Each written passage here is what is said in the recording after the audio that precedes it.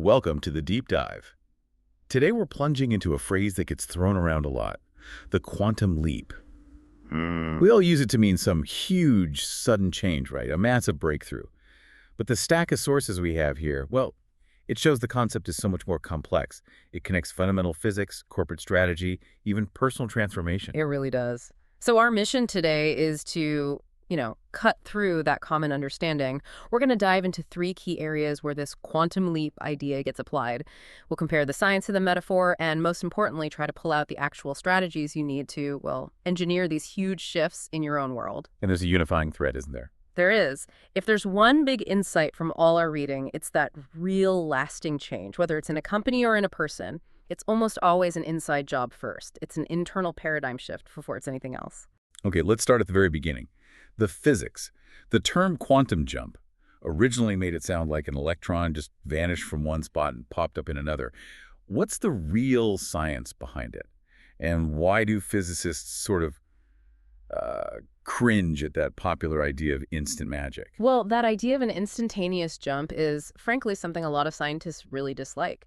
The problem is, an electron in an atom isn't a little ball. Right. It's a quantum object. It acts like a wave spread out in these cloud-like areas we call orbitals. Okay. So when it transitions, doesn't leap across empty space because those orbitals, they already overlap. The electron wave it just changes its shape. So it's like going from a more complex shape to a simpler one. Exactly. Imagine a higher energy state has more kinks or fluctuations in the wave. The transition is just the wave smoothing out into a lower energy shape with fewer kinks. The guitar string analogy from the sources was really helpful for me. Like a string vibrating at a high energy harmonic, then settling into its fundamental lower energy tone. That's a perfect analogy. The wave itself doesn't go anywhere. Its internal structure just transforms. But what about the speed? It seems instantaneous. It does. But that's the second big misconception. Quantum theory says the energy levels are discrete, yes, but only for stationary states. When an electron is actually in transition, its energy isn't even well defined. So it's not a sudden jerk from one level to another. No, it's a smooth slide. It happens incredibly fast, in nanoseconds. So to us, it appears instant, but it's a rapid, continuous process. And this brings us to that amazing Yale experiment by Menev and Devoret. This is where the idea of the jump being a prepared event really comes into focus. Yeah. How did they manage to predict something supposedly random? This is where it gets really interesting, and the metaphor for life becomes so powerful. The experiment showed three things that, really challenged how we thought about this. Okay. First, they confirmed it's a continuous, gradual process, not a jerk. Second, and this is the key takeaway for you, they found a predictable warning signal. A warning signal. Yes, a harbinger, they called it. Before each jump, there was this distinct pause in the measurements, a little period of silence.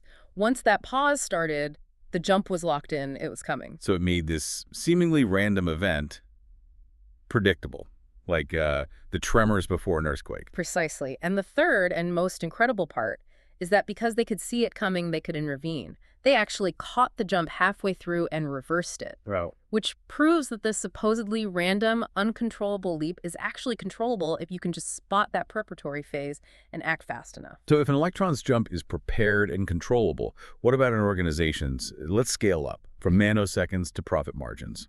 In business, a quantum leap is about 10x growth, not 2x. And that shift from 2x to 10x thinking is everything. It's the corporate version of catching that electron mid-jump. Most companies are stuck in what the sources call the optimization bias. They just assume the current model works and just needs tweaking? Exactly. That's a 2x strategy.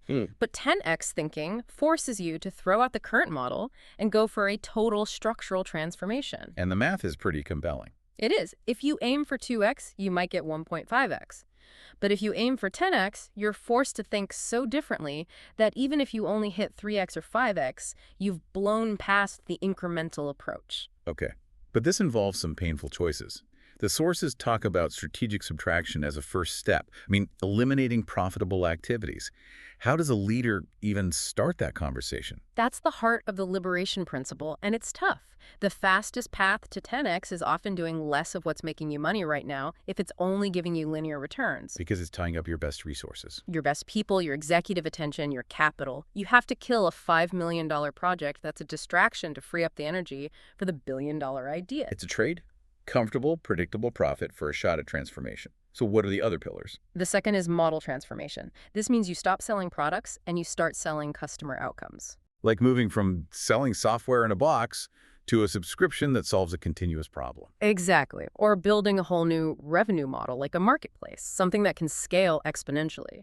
And the third pillar is building new capabilities. You need new organizational muscles for this. Such as? Well, there's exponential decision-making using filters like, does this get us 500% user growth in 2 years?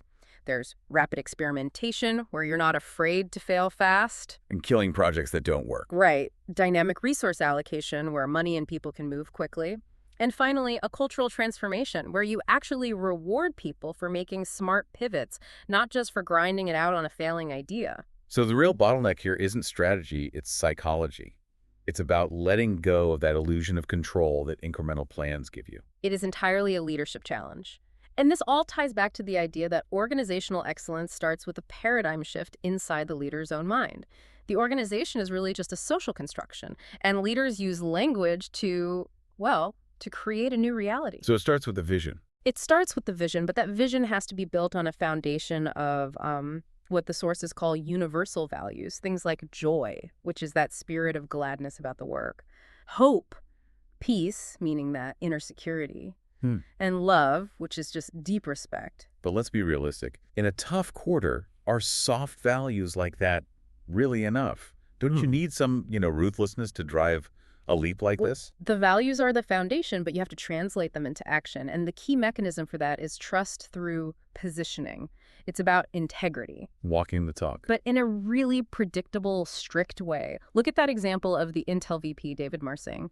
His plant was closing, 700 people were losing their jobs. Right. He stood up and publicly promised to find a new job for every single one of them. It took him 2 years, but he did it. The amount of trust and loyalty that one act created is a strategic asset. It's not soft, it's powerful.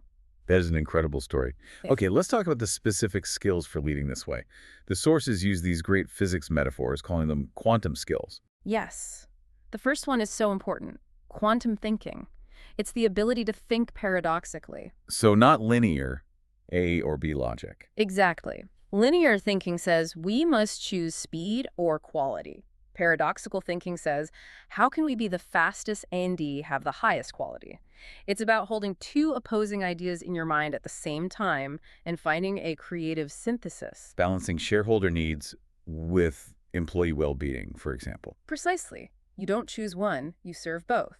That sounds incredibly demanding. And the other skill, quantum trusting, that's about embracing chaos. How do you trust the process when things feel like they're flying apart? This is where chaos theory comes in. It suggests that chaos is actually what a system needs to evolve to a higher level of complexity.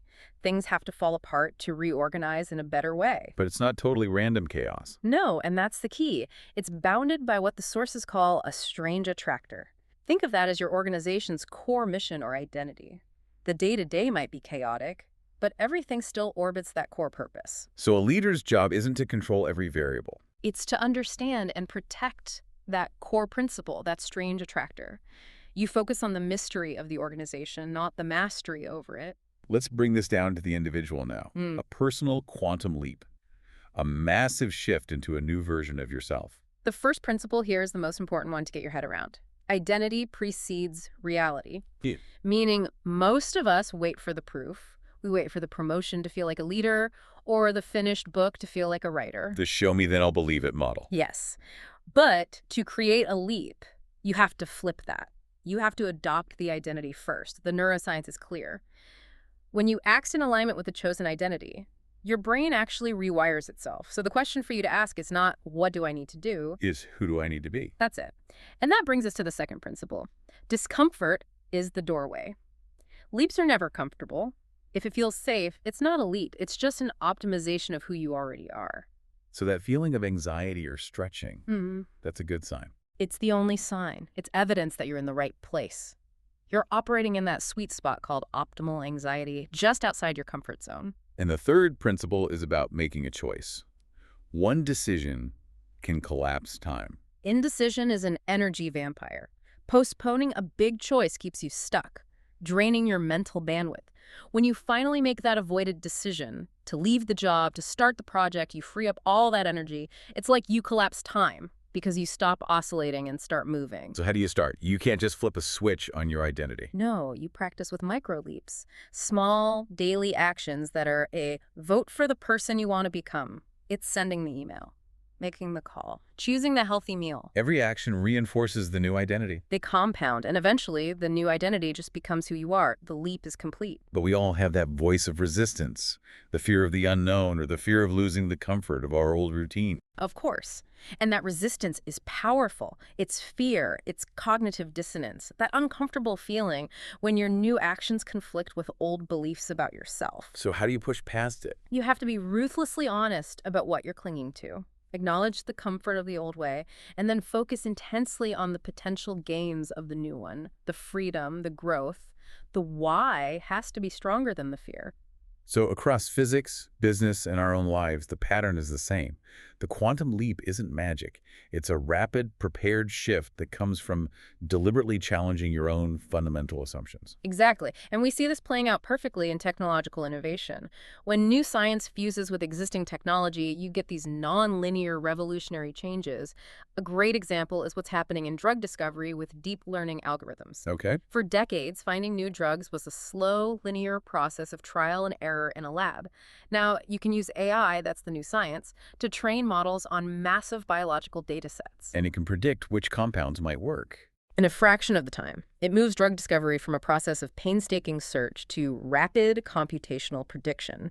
That's a true quantum leap in capability. So these fundamental transitions from an electron changing state to a company transforming its industry are all rapid but prepared shifts.